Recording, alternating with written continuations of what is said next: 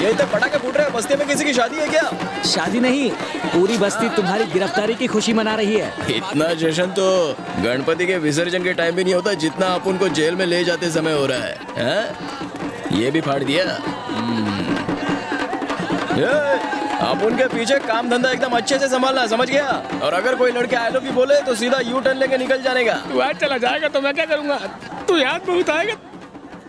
तू बोलना, आपके अलावा हमारा कौन है? मजा नहीं आ रहा है, ओवर एक्टिंग लग रही है। तेरा जीजा मदुरई में रहता है ना, कुछ दिन के लिए उनके पास चले जा।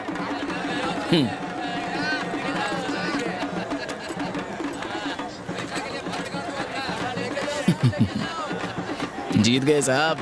औरत को हथियार बनाया, लेकिन जीत तो जीत होती है। पहली बार जब तुम बिना परमिशन के एरिया में आए थे तो अपन को उसी टाइम से तुम पर नजर रखनी चाहिए थी। वो दगाबाज लड़की किधर है? उसको तो मजा आ रहा होगा अपन को ऐसे देख के। ओए ओए मैडम, मानना पड़ेगा टॉप क्लास की एक्टर हो। मीठी मीठी बातों से अपन को बर्बाद कर दिया। अपन की इज्जत के चीथड़े चिथड़े कर दिए ना। और एक सैलो टेप तक नहीं दिया। चल गाड़ी में बैठ जा। मैं गुंडों से एक ही बार प्यार से बोलता हूँ। ओ, ये तो आप उनका ही डायलॉग है। मारो, आप मारो, अभी आपका टाइम चल रहा है, आप मारो, बोलो। सुखी रहो सब लोग। आप उनके वापस आने तक। एसी नहीं है क्या?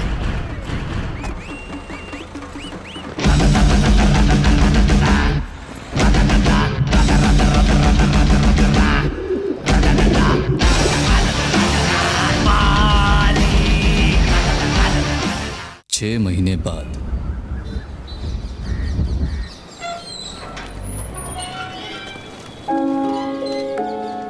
वो देखो भाई आ गया, हमारी आ गया। चलो चलो चलो।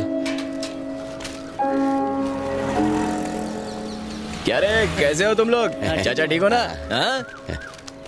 आप उनके गम में दुगना खा रहा था क्या? इतना मोटा हो गया है।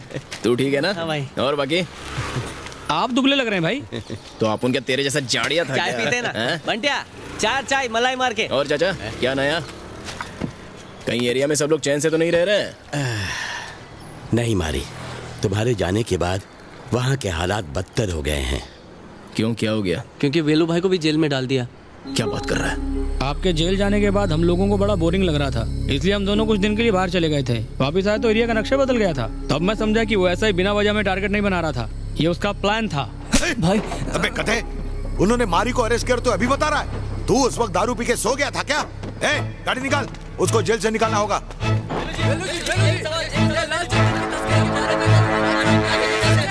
सर, आपने जो इल्जाम लगे वो सच है? हमें इन्फॉर्मेशन मिली है कि यहाँ पर लाल चंदन का इलीगल बिजनेस हो रहा है। ये रेवेन्यू डिपार्टमेंट के ऑफिसर्स हैं और ये सर्च वारंट लेकर आए हैं। किससे बात कर रहा मालूम है क्या? चुप कर, सामने मीडिया है। सर्च पूरा होने से पहले मीडिया वाले कैसे आ गए? मुझे नहीं पता सर, शायद किसी ने ये इन्फॉर्मेशन लीक कर दी हो। सर तलाश शुरू कीजिए।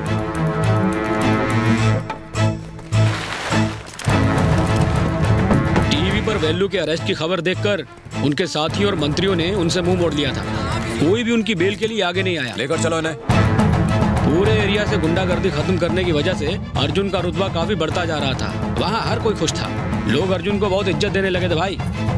एक रात अर्जुन उस एरिया में आया, वो कोई प्लान बना कर आया था। आप लोगों ने टीवी पर लाल चंदन के स्मगलर्स के अरेस्ट होने की खबर तो देखी होगी। फॉरेस्ट डिपार्टमेंट ने उन लकड़ियों को लीगल तरीके से एक्सपोर्ट करने का फैसला लिया है। इस काम के लिए उन्हें बहुत सारे मजदूरों की जरूरत है। मुझे लगा कि ये बहुत अच्छा मौका है यहाँ के बेरोजगारों को काम दिलवाने का। जो लोग काम करना चाहते हैं अपना नाम लिखवा दें।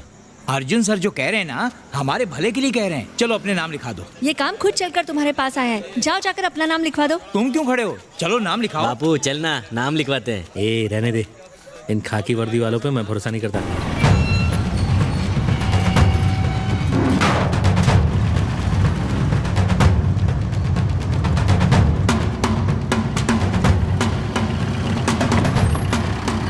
तुम्हें हर ट्रक के अंदर पहले नीचे लाल चंदन की लकड़ियां रखनी हैं और फिर उन्हें साधारण टीक की लकड़ियों से ढकना है।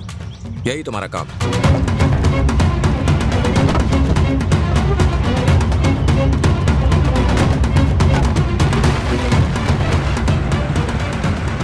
लोग बिना सवाल किए दिन रात यहाँ काम करते रहे। दिन में तो ट्रकों में लोडिंग का काम चलता था और जैसे ही रात होती सारे ट्रक गोदाम के बाहर निकल जाते। और उसी रात कुछ सरकारी लोगों ने गोदाम पर रेड मार डाला।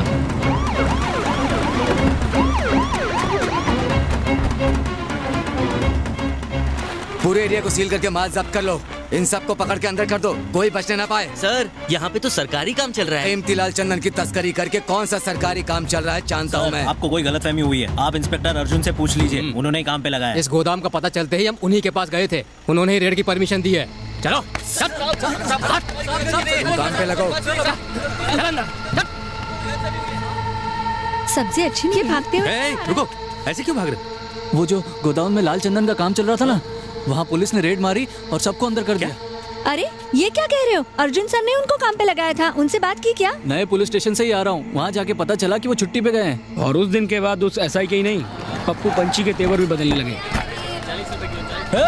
मेरी बात ध्यान से सुनो, आज से इस मार्केट की हर दुकान पप्पू भाई के अंडर में है। चुपचाप सबका हफ्ता हमारे पास पहुँच जाना चाहिए, वरना यहाँ धंधा नहीं कर पाओगे। मारी क्या चला गया, अब तुम लोग हफ्ता वसूलोगे? अब यहाँ पर कोई हफ्ता नहीं देता। अर्जुन सर को पता चला तो पता है क्या होगा।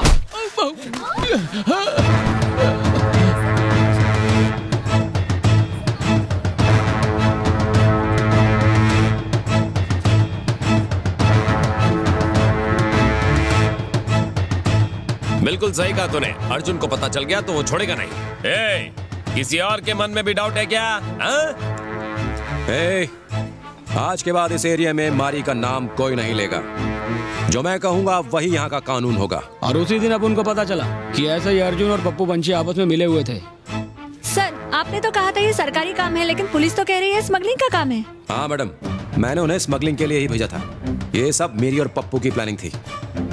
अगर मैं पहले ही बता देता तो क्या तुम लोग इसके लिए तैयार होते? हम ये पहली बार कर रहे थे, बात कहीं से लीक हो गई और उसी वजह से रेड पड़ गई। सर अगर आप गवाही देंगे कि वो बेकसूर हैं, तो वो जल्दी छूट जाएंगे। सर क्यों नहीं, वो तो छूट जाएंगे, मैं अंदर हो जाऊंगा। चलो निकले यहाँ से।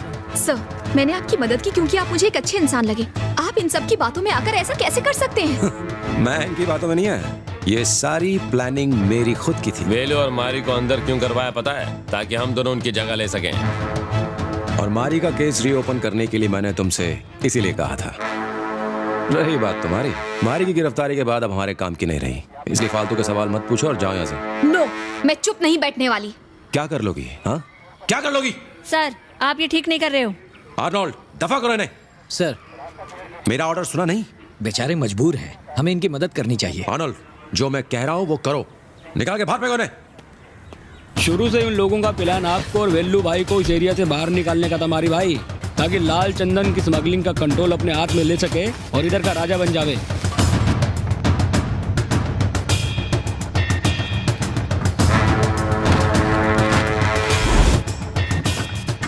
कबूतरों की प्रतियोगिता का सारा जिम्मा पप्पू पंची के हाथों में आ चुका है। अब यहाँ ईमानदारी और नैतिकता जैसी चीजों के लिए कोई जगह नहीं रह गई है। यहाँ जज लोग तो पैसे लेकर फैसला दे रहे हैं, इसीलिए बहुत से पक्षी प्रेमी इन रेसेस से दूर रहने लगे हैं।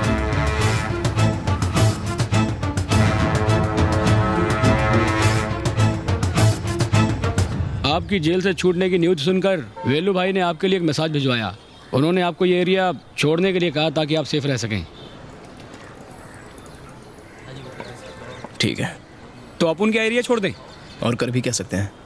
अब अगर वेल्लू भाई खुद भी यही चाहते हैं तो हम लोग कौन होते हैं उनसे बहस करने वाले?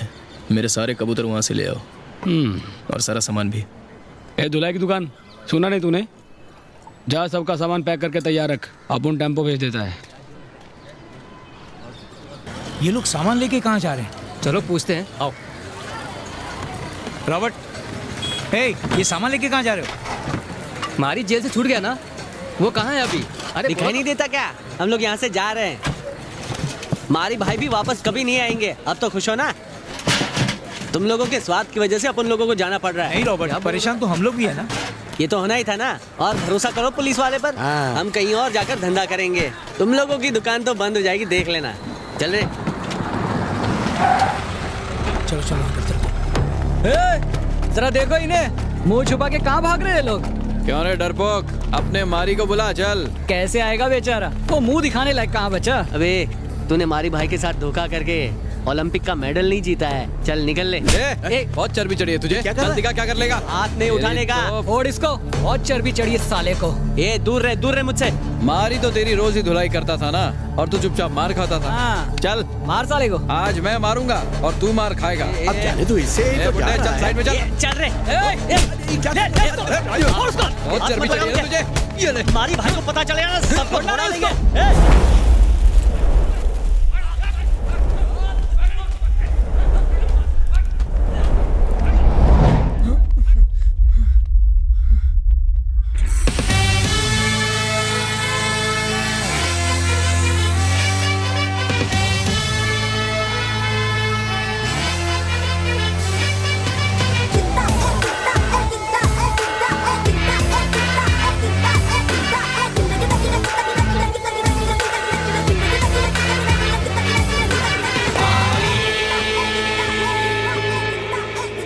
चल ए, मारी आया तो खिसक रहा है।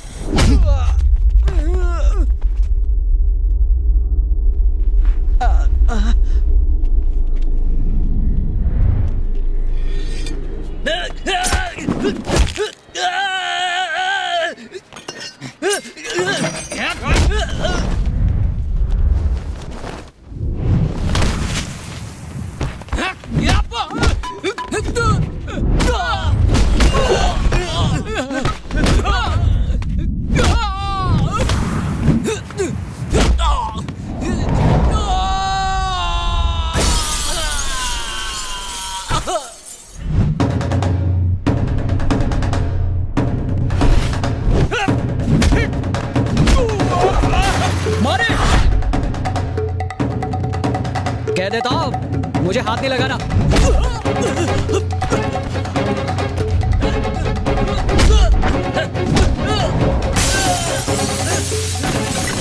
अबे काले गेंडे बहुत ही इतरा रहा था ना, अब क्या सारी हवा निकल गई तेरी।